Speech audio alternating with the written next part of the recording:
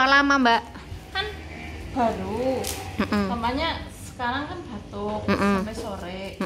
Batuk kasih mau tidur. Lah malamnya batuk-batuk lagi tuh kasih lagi. Terus ditinggal tidur terus sembuh besok. Oh, ya alhamdulillah. Berarti cepet ya?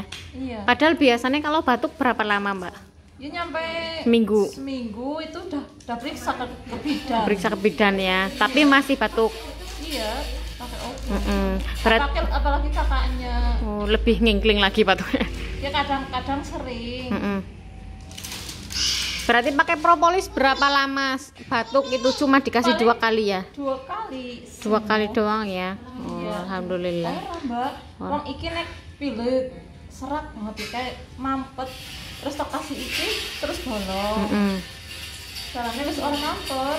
Jadi kenapa sih propolis itu bisa cepet seperti itu? Karena kalau obat yang dari mungkin obat kimia itu kan dia menekan si bakteri, iya kan?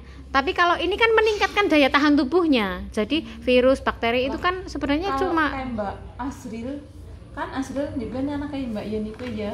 Kan batuk-batuk banyong ya malah saking melase ya masa mangi-mangi mak ikon kai terus bergadang terus cerita wong itu kan kadang wong madani ya kesong apa dalam HP ke story ya. Lah esok nglengjo tok wae sore ya bener ta ya. Semanggonku tak bayi obat terus bengi ceritain bobo. Alhamdulillah. Iya, terus kepriwenya mengke terus priwe ya nggih. Alhamdulillah jamba terus nari kue.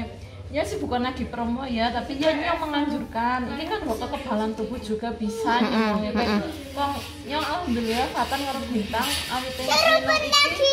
Ya ngene kan bocah kadang sembarangan sih Mbak minum. Jajan. Iya, minum jajan sembarangan.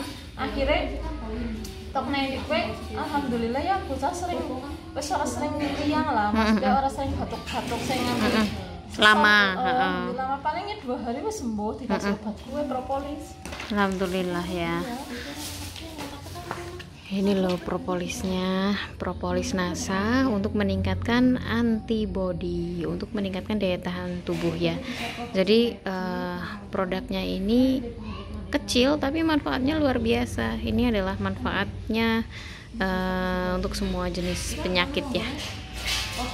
Insya Allah bisa. Propolis NASA Super Nano Teknologi.